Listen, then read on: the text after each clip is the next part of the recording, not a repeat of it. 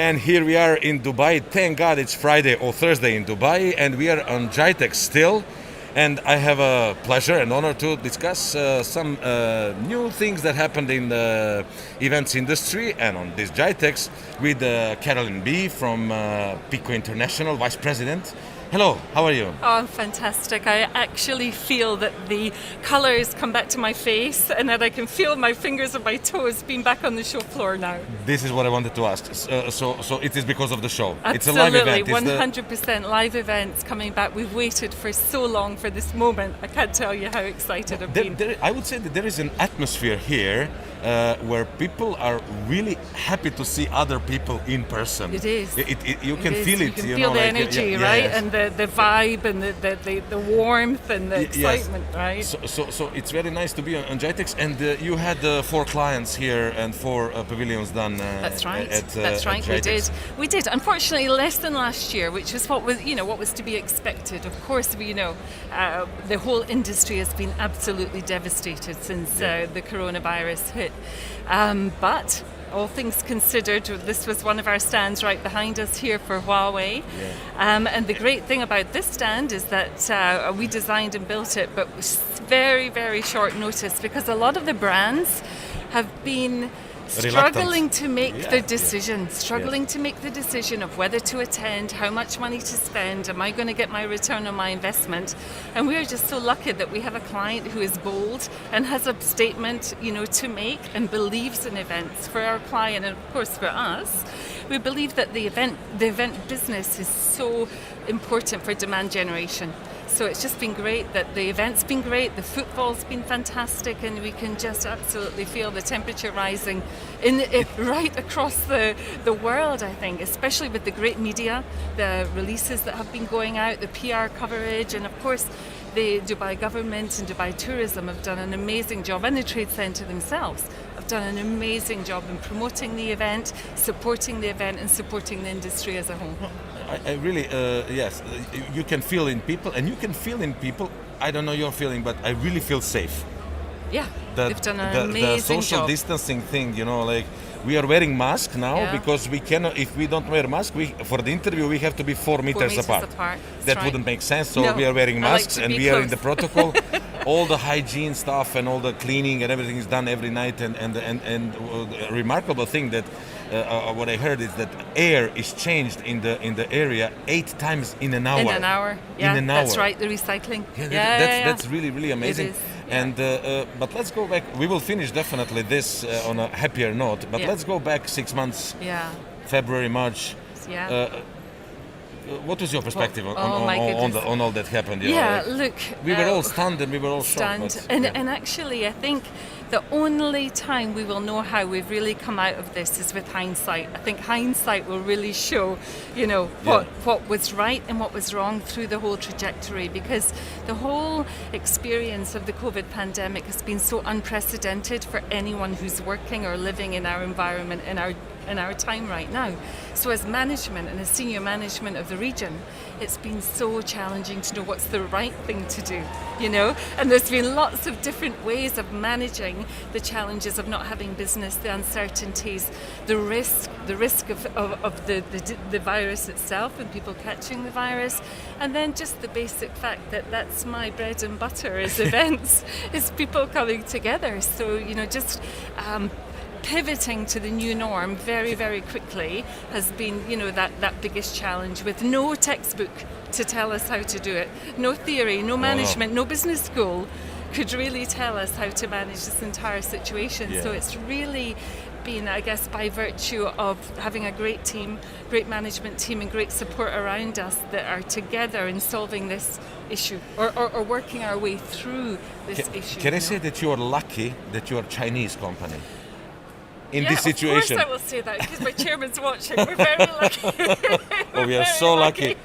But we were mentioning that you have some news before we get the news. Well, that's right, because of course it hit China at the end of 2019. We had a bit of a line of sight into the impact of the business. So in January, I remember calling a crisis meeting with my management team in January here before I went back to the UK, and saying, guys, I remember saying, God forbid if World Expo was postponed. I mean, and everyone looked at me like I had 3 heads and this crazy. No one would ever have thought that the World Expo would have been postponed a year, ever.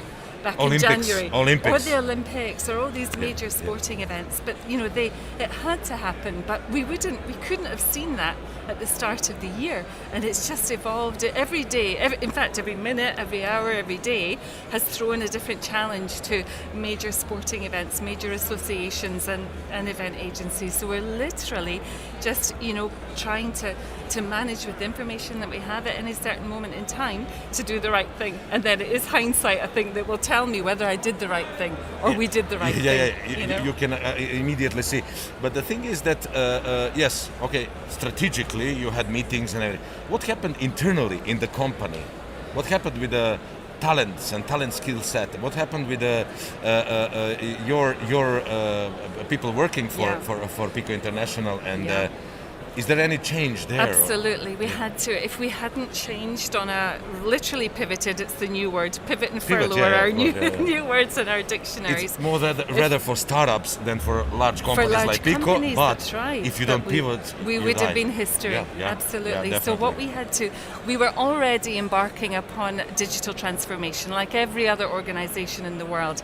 But this catalyzed our digital transformation immediately. So our people who know how to design and build beautiful stands like this had to immediately learn how to design and produce the virtual environment.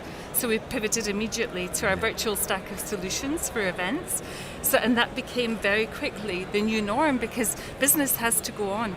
Companies still have to communicate internally to their staff. In fact, now at times like this, it's even more important that companies can communicate effectively and that employees know what the management strategy is to handle the current issues, the current day-to-day issues. So internal comms, external comms became even more important, and then to facilitate that we had to pivot to Virtuosity, which is our stack of solutions. So for our people who know how to build, they know how, to suddenly be working in the virtual environment, literally producing virtual show calling is a completely different set of skills. But thankfully, because event people can think on their feet, we have to be able to think on our feet. It's in our DNA, right? As things change all the time.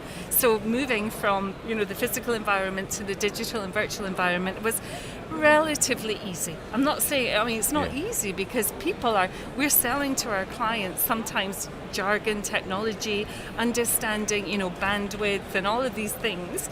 Suddenly everyone had to learn. So I think it's thanks to the great people that we have, and thanks to the great vendors and supplier network and ecosystem and clients that we have, we could transform. That's the next question I wanted to ask about clients.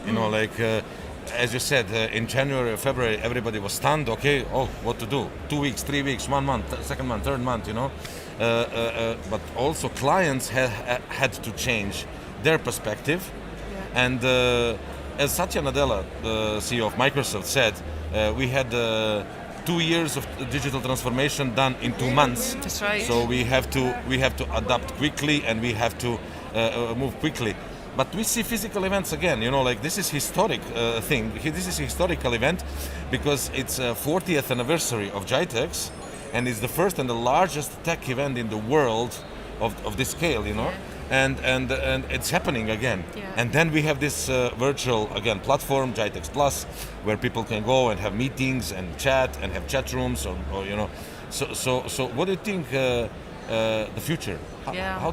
What is the future like? I think as we move, what we're seeing immediately now in terms of trending is moving towards a more hybrid environment. So we've got part of the event digital online and part physical as well. And actually, it had always been a smart strategy. When virtual events started maybe 12 years ago, we in the event industry thought, oh no, we're going to lose all our jobs and we'll be redundant in a few months. But actually, it didn't take off with the veracity and the success that we had thought it might, because people need people, right?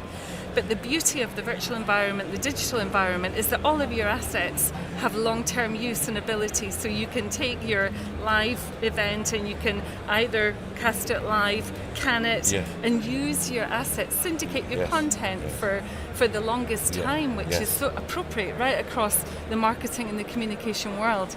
So moving to hybrid, and then how that switch will go in terms of the hybrid spend remains to be seen. And it will be different for different tactics and different objectives as well. But that's what we're seeing as the trending moving forward. And we've got some really exciting projects that we're working on at the moment with our clients in the hybrid world. So cannot wait to see those projects, and I would like to meet you or your team. Like to see where this is going, because we are a video production company.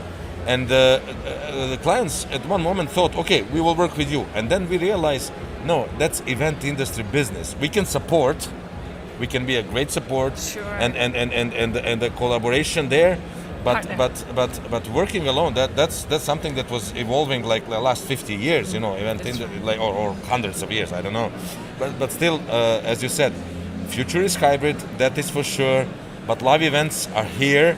And we have to adapt. We cannot stop the things now, and this will last in the next 6 months, 1 year. We have to live. We have economy has to grow. Nothing can just stop in one moment. And as we see on GITEX, it can be live. My question, maybe one of the last questions is, what is your message to the ones who didn't attend GITEX, who missed this opportunity to be here in person? Because even we had several meetings canceled, like, we cannot come, whatever. I think that they missed. I don't know. I think so. I think everyone, the brands will have come. I think most of our clients, prospects, people who didn't have the confidence to attend, or maybe had the mandate from their executives not to attend, will be going back, I am sure, to their companies to say, we should have been there, and we're going to do it, next time. I'm sure, and just the confidence levels, I'm sure, are coming back, and we have to continue to live. We have to continue. The show must go on. The show must go on. I think this is the perfect ending to this amazing conversation. Thank you very much. It was really a pleasure and an honor to get an insight from a cutting lead of the industry, event industry, and to see how it was inside, how it was internally, externally, and to hear that we agree that future is hybrid, and let's see where it goes and how we can take the most of it. Fantastic. Thank you so much. It was my pleasure. Really nice talking to you. Yeah. Thank you very much. And thank goodness it's Thursday. Thank God it's Thursday. So we are closing GITEX in only 59 minutes. So this was the really a recap of what happened, how it happened. And I think that you got a good glimpse and good look and feel how it was. Thank you very much once again, and keep in touch and see where this hybrid is bringing us. Yeah, exciting times. Thank you. Thank you.